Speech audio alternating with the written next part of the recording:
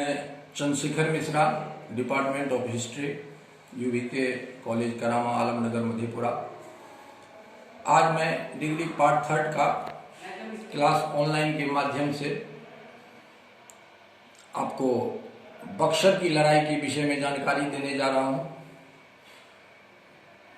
British east India company की स्थापना भारत में 31 दिसंबर 1600 ईस्वी में हुई थी।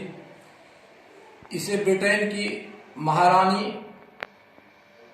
भारत के साथ व्यापार करने के लिए 21 सालों की छूट दी थी।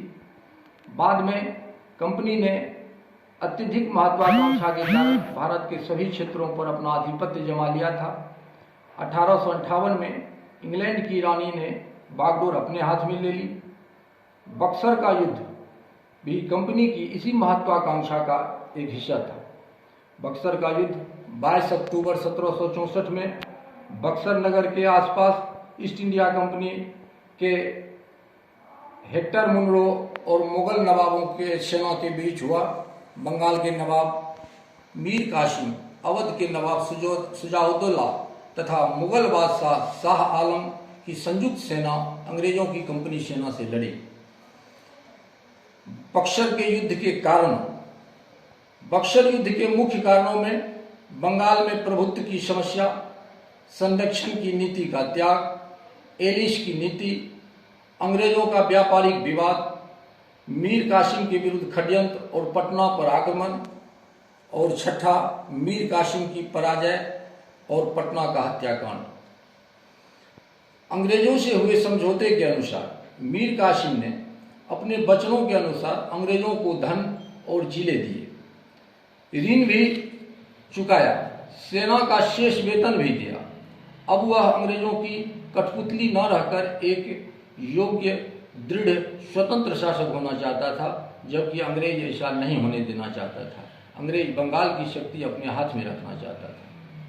संरक्षण की नीति, कंपनी के कलकत्ता काउंसिल के सदस्य नवाब के डर से भागे हुए दोषी अधिकारियों को शरण देता था। कंपनी के नवीन गवर्नर बेसीटॉट ने संरक्षण की यह नीति त्याग दी। इससे मीर कासिम का मनोबल बढ़ा और उसने अपनी शक्ति बढ़ाकर अंग्रेजों से मुक्त होने का प्रयास किया। 1761 ईस्वी में कंपनी का एलिस नाम का अधिकारी पटना में अंग्रेजी व्यापारी कोठी का अध्यक्ष बनाया गया। वह मीर कासिम की बढ़ती हुई शक्ति और नीति का विरोधी था। अंग्रेज व्यापारी इस क्षेत्र में मनमानी करते थे। नवाब के अधिकारी के रोकने पर कंपनी सेना उसे बंदी बना लेती थी। एलिस के इस व्यवहार से नवाब और कंपनी के बीच वैमनस्य और संघर्ष प्रारंभ हो गया। प्रारंभ में मुगल सम्राट ने कंपनी को निःशुल्क व्यापार करने की सुविधा दी थी। वे बंगाल में अपने व्यापारिक माल पर कर नहीं देते थे। इससे वह भारतीय व्यापारी से सस्ता माल बेचते थे। इससे नवाब को करों से होने वाली आय कम होती जा रही थी। प्रशासन में भी दुर्बलता आ गई थी। मीर कासिम ने अंग्रेजों से उनके व्यापारिक माल पर चुंगी देने को कहा, लेकिन कंपनी ने नहीं माना। तत्पश्चात मीर कासिम ने बंगाल को मुक्त व्यापार का प्रदेश बनाकर सभी प्रकार के व्यापारियों को कर मुक्त कर दिया। इससे अंग्रेजों और भारतीय व्यापारियों का माल एक स्तर पर आ गया। इससे अंग्रेज काफी रुष्ट हो गए तथा उन्होंने मीर कासिम पर भारतीय व्यापारियों पर पुनः कर लगाने और अंग्रेजों को कर मुक्ति हेतु आदेश देने को कहा, जिसे मीर कासिम ने स्वीकार कर दिया। अतः संघर्ष अनिवार्य हो गया। मीर कासिम के विरुद्ध षड्यंत्र एवं पटना पर आक्रमण। अंग्रेज यह समझ चुके थे कि मीर कासिम उनके नियंत्रण से बाहर निकल गया है।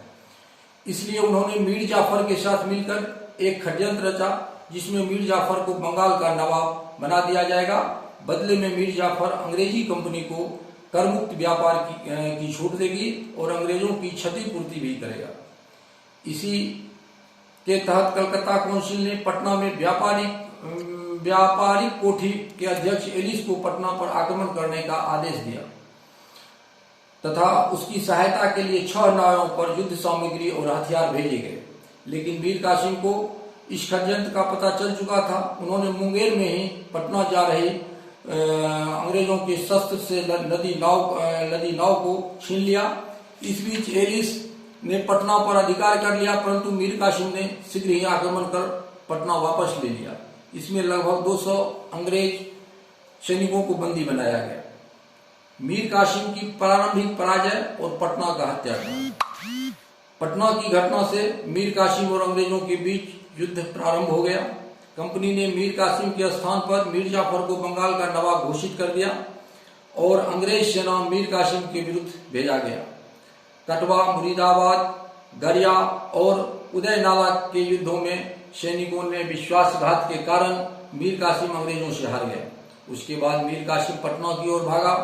क्रोधित होकर मीर कासिम ने घोषणा की कि अगर अंग्रेज सेना युद्धबंदी नहीं करेगी तो वह पटना के सारे बंदी सैनिक की हत्या कर देंगे। अंग्रेजों ने इसकी उपेक्षा की, फलतः मीर कासिम ने एलिस सहित 200 बंदी को कत्ल करवा दिया।